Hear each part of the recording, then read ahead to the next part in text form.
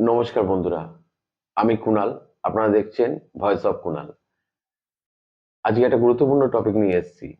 টপিকটা হচ্ছে পেহেলগাঁওতে যে জঙ্গি গোষ্ঠীর দ্বারা আমাদের ভারতীয় জনতার উপরে যে নৃশংস হত্যালীলা, সেই হত্যালীলার উম পরিস্থিতিতে যে একটা উম যুদ্ধের পরিস্থিতি ভারত পাকিস্তানের মধ্যে সৃষ্টি হয়েছে, সেটা নিয়ে কিছু কথা বলবো।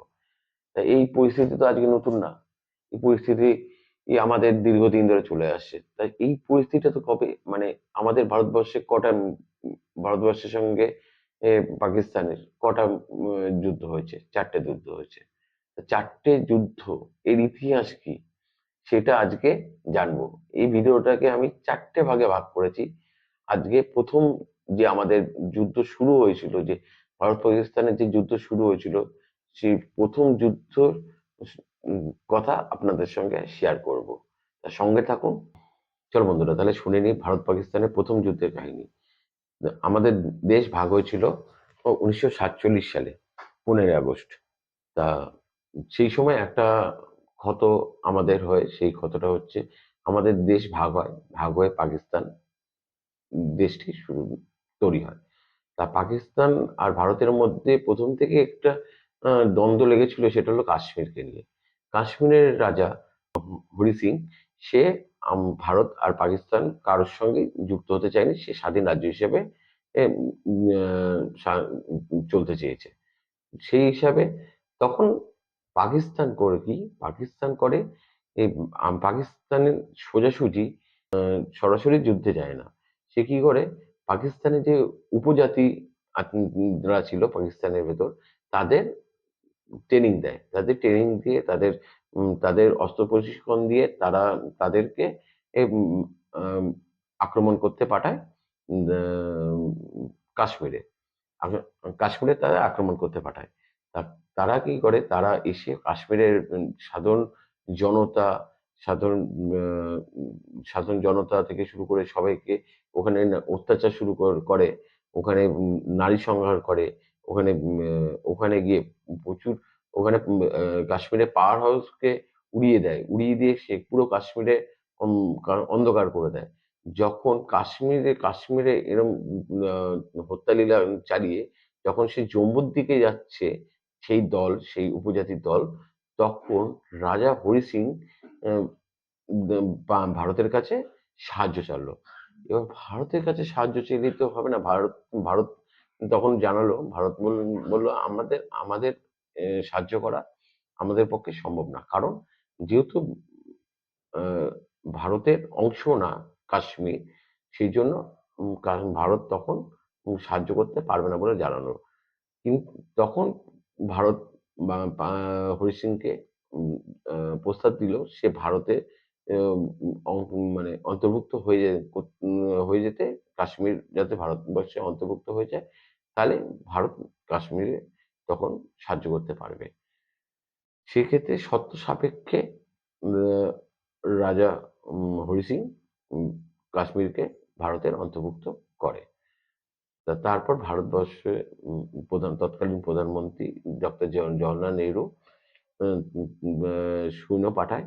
আ সৈন্য পাঠায় কাশ্মীরে সৈন্য পাঠায়। কাশ্মীরে সৈন্য পাঠিয়ে তখন কাশ্মীরে একটা ভয়াবহ যুদ্ধ শুরু হয়। সেই ক্ষেত্রে তখন উম ভা পাকিস্তানি সেনাও এই যুদ্ধে উম উম অন্তর্ভুক্ত হয়ে গেছে। তা তখন এই নিয়ে ভয়াবহ যুদ্ধ হয়।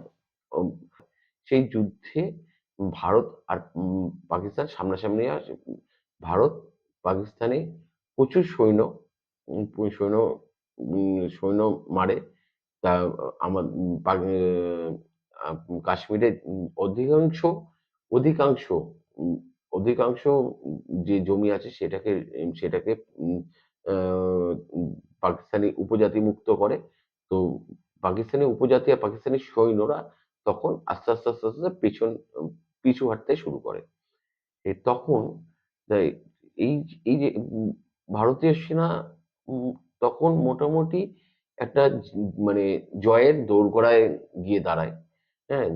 দোরগোড়ায় থাকে। তখন উম আ ভারতের গভর্নর হ্যাঁ, লর্ড মাউন্টব্যাটেনের পরামর্শে ডক্টর জওহরলাল নেহরু ইউএনএ যায়। তা আমাদের সর্দার বল্লভভাই প্যাটেল আহ, অনেক চেষ্টা করেছিল যে যাতে ডক্টর নেহরু ইউএনএ না যায়, তাকে অনেক বোঝানোর চেষ্টা করেছে, কিন্তু ডক্টর নেহরু শোনেনি। সে সে মনে করেছে ইউএনএ গেলে এই যুদ্ধ বিরতি হয়ে যাবে, আর উম, উম, আর মানে কি পাকিস্তানি সৈন্যরা এই কাশ্মীর ছেড়ে দিতে বাধ্য হবে। কিন্তু তার সেটা একটা মানে ঐতিহাসিক কূটনৈতিক ভুল হয়ে দাঁড়ায়। ইউনি ইউএন মানে ইউনাইটেড নেশন, ইউএন ইউএন তার এই পুরো পরিকল্পনাটা বানচাল করে দিয়ে সে ইউএন এটাকে কাশ্মীর ইস্যু না, এটা ভারত আর পাকিস্তানের ইস্যু হিসেবে গণ্য করে। সেক্ষেত্রে ইউএন একটা রায় দেয় যে মধ্যস্থতা করে একটা রায় দেয় যে এই ভারত আর পাকিস্তানের সৈন্য যা আছে সেটা পাকিস্তানকে ওখান থেকে বের করে নিতে হবে। আর ভারতকে বলা হয় যে ভারত আস্তে আস্তে ভারতীয় সৈন্য ওখান থেকে ডিপোর্ট করে বের করে নেবে, আস্তে আস্তে কমিয়ে নেবে। তাই এই রায় ছিল ইউনাইটেড নেশনের। তা সেই রায়ের হিসাবে পাকিস্তানকে তার সৈন্য বের করে নিতে হবে। কিন্তু পাকিস্তান করে কি, এই পাকিস্তান যেই জায়গাটুকু যেখানে সিজফায়ার হয়েছিল সেই জায়গা থেকে সৈন্য সরায় না, সেখান থেকে সৈন্য সরায় না। আর সেই ক্ষেত্রে ভারতীয় যে সেনা ছিল, ভারতীয় যে গভর্নমেন্ট ছিল, তারাও তারাও কাশ্মীর থেকে সৈন্য সরায় না। যেহেতু পাকিস্তান তার সৈন্য সরায়নি, আমাদের ভারত সরকারও কাশ্মীর থেকে সৈন্য সরায়নি। তা এই অবস্থায় সে যুদ্ধ সমাপ্তি ঘটে। আর যেখানে যেখানে যেখানে সিজফায়ার হয়েছিল সেই জায়গাটা কাশ্মীরের একটা অংশ, সেটা পাকিস্তানের দখলে চলে যায়, যেটা আজকে আমরা পিওকে, পাক অকুপাইড কাশ্মীর হিসেবে জানি। তা এই এইটা ছিল প্রথম যুদ্ধের কাহিনী। তোমাদের কেমন লাগছে একটুখানি কমেন্টে বলো। আহ, যদি ভালো লাগে ভালো বলো, খারাপ লাগলে খারাপ বলো। এর নেক্সট যে ভিডিও থাকবে সেই ভিডিওতে আমরা ভারত পাকিস্তানের যে সেকেন্ড যুদ্ধ হয়েছিল সেই যুদ্ধ নিয়ে বিস্তারিত আলোচনা করব। আপনারা সাবস্ক্রাইব করুন, লাইক করুন, শেয়ার করুন, আর এরকম ভাবে সাপোর্ট করে যান যাতে আরো ভালোভাবে ভিডিও আপনাদের কাছে উপস্থাপন করতে পারি, আরো ভালো কিছু কন্টেন্ট নিয়ে আসতে পারি, ভালো কিছু আপনাদের সঙ্গে শেয়ার করতে পারি। সঙ্গে থাকুন, ভালো থাকুন, সুস্থ থাকুন।